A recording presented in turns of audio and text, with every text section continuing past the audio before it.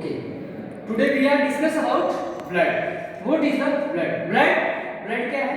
Blood एक connective tissue है जो अपने को क्या करता है, ऑक्सीजन की सप्लाई देता है, बॉडी के अंदर ऑक्सीजन की सप्लाई देगा। उसके बाद में जो भी एंडोक्राइन ग्लैंड से हार्मोन्स वगैरह ये सब सीक्रेशन के अंदर, मतलब पूरी बॉडी के अंदर एक लंग से स्टार्ट करता है जहां से ऑक्सीजन कैरी करने का काम भी करेगा, और दूसरी बात पूरी बॉडी के अंदर जो सर्कुलेट होता है, पूरी बॉडी का जो फ्लूइड है वो जो ब्लड सर्कुलेट होगा, किसी चीज को जो भी सप्लाई देनी होगी, न्यूट्रिएंट्स की सप्लाई देगा, ऑक्सीजन की सप्लाई देगा, हार्मोन्स भी सीक्रेट होंगे, ये सारी चीजें जो भी है वो सप्लाई पूरी बॉडी के अंदर कौन देता है? ब्लड। ठीक है। उसके बाद में अपन देखते हैं कि ब्लड के फंक्शंस क्या-क्या हो सकते हैं। तो ब्लड के फंक्शंस ऐसे हो सकते हैं कि सबसे पहले कि जो इसकी ये रहेगी ट्रांसपोर्टेशन ऑफ गैसेस।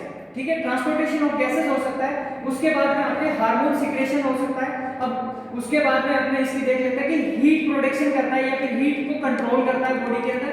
तो अपन ट्रांसपोर्ट ऑफ गैसेस कैसे करते हैं? ट्रांसपोर्ट ऑफ गैसेस का मतलब ये है कि ऑक्सीजन की जो सप्लाई है वो लंग से लेके और अपनी बॉडी, होल बॉडी के टिश्यूज, ऑर्गन्स वहां तक पहुंचाने का काम करता है। उसके बाद में जो कार्बन डाइऑक्साइड उन लोगों के पास जो है, ऑर्गन्स के पास, वहां से वो क्या करता है, टिश्यूज से उठाएगा और लंग्स तक कार्बन डाइऑक्साइड को पहुंचाएगा। उसके बाद में हार्मोन सीक्रेशन का काम करता है, जो कौन सी ग्लैंड के थ्रू करता है? एंडोक्राइन ग्लैंड के थ्रू करता है।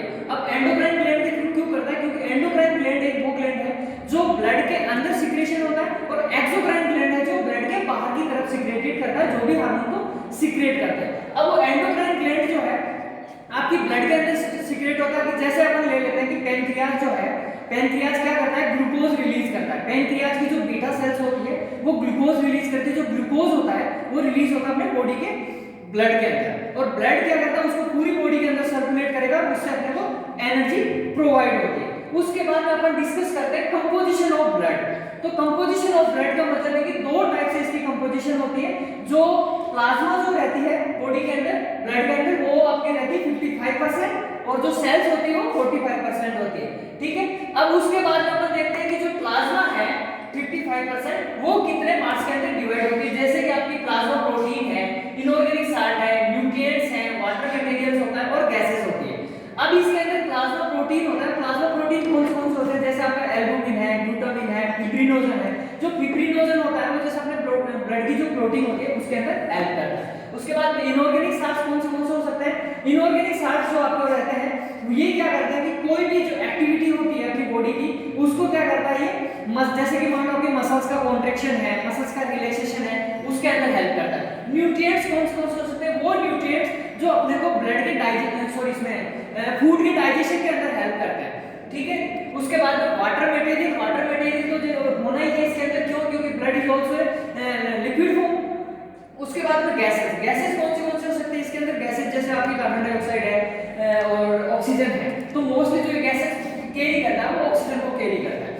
उसके बाद में अपन डिस्कस करते हैं सेल्स। जो सेल्स है वो सेल्स कौन सी होती है? आरबीसी, डब्ल्यूबीसी और प्लेटलेट्स होती है। तो अब आरबीसी क्या है? आरबीसी का क्या रोल होता है? जो अपने ब्लड का जो रेड कलर जो रहता है वो आरबीसी की फुल फॉर्म है, रेड ब्लड सेल्स। ठीक है। उसके बाद में जो डब्ल्यूबीसी है, डब्ल्यूबीसी क्या है? White blood cells. अब उसके बाद में होती है प्लेटलेट्स। तो डब्ल्यूबीसी जो है, तो डब्ल्यूबीसी दो टाइप से हो सकती है, ग्रेन्युलोसाइट और एग्रेन्युलोसाइट। फिर ये आगे फर्दर डिवाइड होती है। जो ग्रेन्युलोसाइट्स होती है, जो ग्रेन्युलोसाइट्स है वो आगे से दो टाइप में हो जाएगी, न्यूट्रोफिल्स और बेसोफिल्स के अंदर। और जो एग्रेन्युलोसाइट है वो दो टाइप में डिवाइड हो जाएगी, किसमें? लिम्फोसाइट और उसमें मोनोसाइट्स, लिम्फोसाइट और मोनोसाइट्स के अंदर। और जो प्लेटलेट्स है, जो प्लेटलेट्स इसका एक ही फॉर्म रहती है, बट इसका जो मोस्टली काम रहता है वो ब्लड की क्लोटिंग के अंदर काम करता है। ठीक है, क्लोटिंग फैक्टर के अंदर काम करता है। उसके बाद अपन इनके फंक्शंस अपन ने देख लिए, उसके बाद इसकी कंपोजिशन देख लिए, और उसके बाद में जो भी इसकी जो आगे नेक्स्ट फर्दर जो इनकी अलग अलग फंक्शनिंग रहेगी वो अपन डिस्कस करेंगे नेक्स्ट क्लास के अंदर। Thank you. अब अपन देखते हैं प्लाज्मा। ठीक है। तो प्लाज्मा के अंदर अपन ने देखा था कि प्लाज्मा की क्या क्या फंक्शनिंग है। तो प्लाज्मा की जब अपन कंपोजिशन देखते हैं तो कंपोजिशन के अंदर प्लाज्मा प्रोटीन्स होते हैं, इनऑर्गेनिक साल्ट होते हैं, गैसेस होती है, वेस्ट मटेरियल होता है, न्यूट्रिएंट्स होते हैं और वेस्ट प्रोडक्ट होते हैं, और साथ ही साथ में एक चीज और होती है वो होते हैं हार्मोन्स। ठीक है।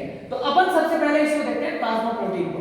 तो प्लाज्मा प्रोटीन के अंदर जब अपन देखते हैं तो प्लाज्मा प्रोटीन के अंदर होता है, जैसे मान लो आपका ग्लोबुलिन होता है, इम्यूनोग्लोबुलिन होता है, और उसके बाद में ब्लड क्लॉटिंग फैक्टर्स होते हैं, और जो इम्यूनोग्लोबुलिन है, ये जो ग्लोबुलिन्स वगैरह है, जो प्लाज्मा प्रोटीन्स जितने भी हैं, ये आपकी ये प्रोटीन्स जो होते हैं ये फॉर्म्ड होते हैं लीवर के अंदर, लीवर के अंदर फॉर्म्ड होते हैं। और दूसरी बात, जब आपका ग्लोबुलिन है, ग्लोबुलिन, ये ग्लोबुलिन क्या करता है, ये आपके एंटीजन के जो आपके फॉरेन पार्टिकल्स होते हैं, फॉरेन पार्टिकल्स के अगेंस्ट में फाइट करने का काम करते हैं। ये ऐसे इम्यूनोग्लोबुलिन का काम करता है। ग्लोबुलिन जो है ये एंटीबॉडी के रूप में अपने सामने से जो भी कोई फॉरेन पार्टिकल्स है उसे फाइट करने के अगेंस्ट में काम करता है। उसके बाद में जब अपन इनऑर्गेनिक साल्ट देखते हैं, तो इनऑर्गेनिक साल्ट क्या करते हैं, इनऑर्गेनिक साल्ट जो अपनी बॉडी की जो एक्टिविटी रहती है, किसी भी चीज को एक्टिव करना, है ना, किसी भी चीज को एक्टिव करना, और या फिर किसी चीज के साथ में बाइंड हो गए और उसको एक्टिव फॉर्म के अंदर लाना, ताकि कोई भी केमिकल जो है अपना वो उसके साथ, जैसे कि मान लो आपका सोडियम होता है, फॉस्फेट होते हैं, ये सारी चीजें क्या करती है इनऑर्गेनिक साल्ट के फॉर्म के अंदर अपने ब्लड के अंदर हेल्प करता है। दूसरी बात, उसके बाद अपन लेते हैं गैसेस का पॉइंट। तो गैसेस के अंदर ये तीन चीज गैसेस को काम के साथ काम करता है। फर्स्ट ऑफ ऑल ऑक्सीजन, उसके बाद में कार्बन डाइऑक्साइड, उसके बाद में नाइट्रोजन। तो ये इसके अंदर जब ऑक्सीजन है, तो ऑक्सीजन को ये क्या करता है, लंग से कैरी करता है। लंग से कैरी करने के बाद में ये पूरी होल बॉडी के टिश्यूज के पास में सप्लाई देने का काम करता है। और जो कार्बन डाइऑक्साइड है, वो कार्बन डाइऑक्साइड को क्या करता है, टिश्यूज से उठाता, कैरी करता है और लंग्स में लाके छोड़ता है, और लंग्स से वापस से बॉडी के बाहर थ्रू आउट होती है। और जो आपकी नाइट्रोजन है, ये अपनी एसेंशियल फॉर्म के अंदर अपनी वर्किंग स्टार्ट कर देती है। उसके बाद में जो वेस्ट मटेरियल है, तो वेस्ट मटेरियल बॉडी के अंदर इसलिए होती है क्योंकि जो अपनी फ्लूइड है, प्लाज्मा है, जो ये क्या है फ्लूइड लिक्विड फॉर्म के अंदर होता है, तो पूरी बॉडी के अंदर जो सर्कुलेट होती है कोई भी चीज, तो वो फ्लूइड के फॉर्म के अंदर सर्कुलेट होती है। उसके बाद अपन नीचे लेते हैं न्यूट्रिएंट्स। तो न्यूट्रिएंट्स के अंदर क्या फॉर्म काम करता है, न्यूट्रिएंट्स के अंदर ये है कि जैसे कि कोई भी अपन ने जैसे फूड लिया है, तो उसको सबसे पहले ब्रेक डाउन करने में भी हेल्प चाहिए अपने को न्यूट्रिएंट्स की। क्यों? क्योंकि जैसे मान लो आपने कार्बन डाइऑक्साइड लिया है, जब अपन खाना खाते हैं, जैसे मान लो अपन ने खाना खाया जिसके अंदर कार्बन डाइऑक्साइड भी होता है, सॉरी, और उसके बाद में कार्बोहाइड्रेट भी होते हैं, उसके बाद में आपकी प्रोटीन्स भी होते हैं, फैट्स भी होती है। तो ये क्या करता है, जैसे कि आप उसको लेते हो कार्बोहाइड्रेट, तो कार्बोहाइड्रेट, तो वाटर मटेरियल जो है वो वाटर मटेरियल इसलिए होता है क्योंकि ब्लड जो है वो फ्लूइड फॉर्म के अंदर होता है, तो ये वाटर मटेरियल तो इसके अंदर रहेगा। उसके बाद हम देखते हैं जो न्यूट्रिएंट्स हैं। न्यूट्रिएंट्स का क्या काम है, मेनली जो अपन ने फूड लिए, तो बड़े मॉलिक्यूल से छोटे मॉलिक्यूल्स के अंदर उसको ब्रेक डाउन करने का काम करता है। जैसे कि मान लो आपने कार्बोहाइड्रेट लिया, प्रोटीन लिया, फैट लिया, तो कार्बोहाइड्रेट को वो क्या करता है, मोनोसैकेराइड फॉर्म के अंदर तोड़ेगा, और जो आपकी प्रोटीन्स है उसको क्या करेगा, वो एमिनो एसिड के अंदर कन्वर्ट करेगा।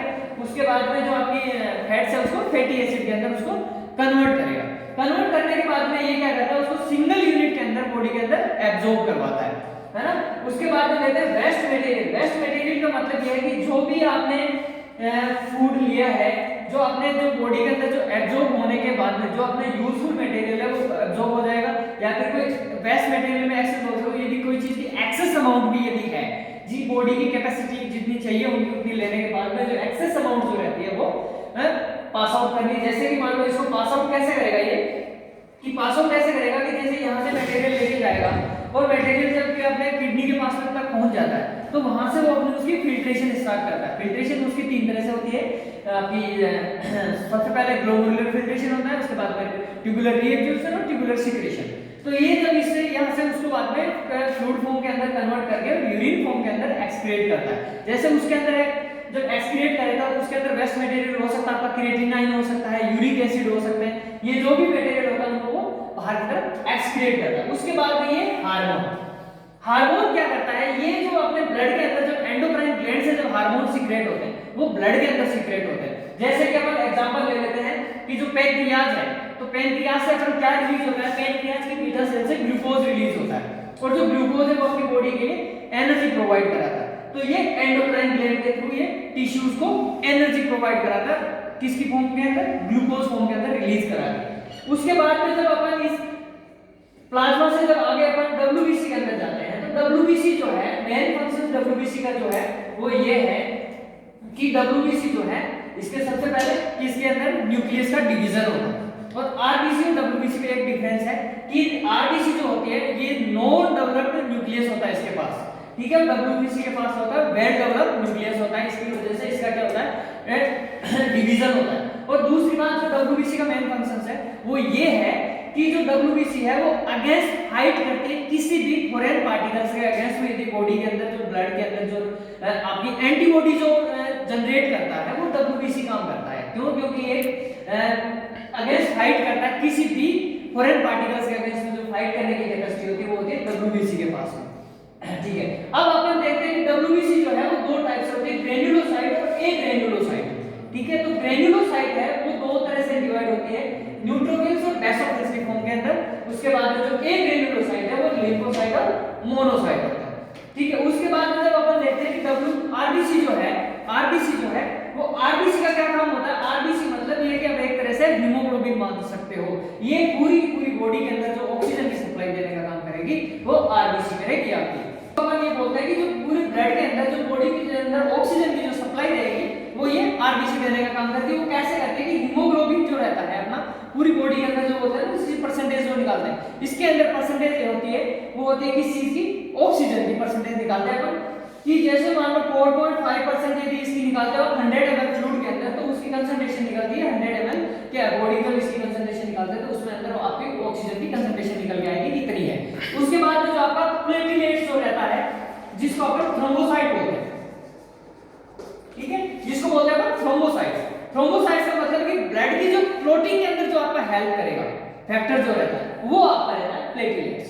ओके, नेक्स्ट इसके बाद में अपन जो देखेंगे नेक्स्ट क्लास के अंदर देखते हैं। Thank you very much.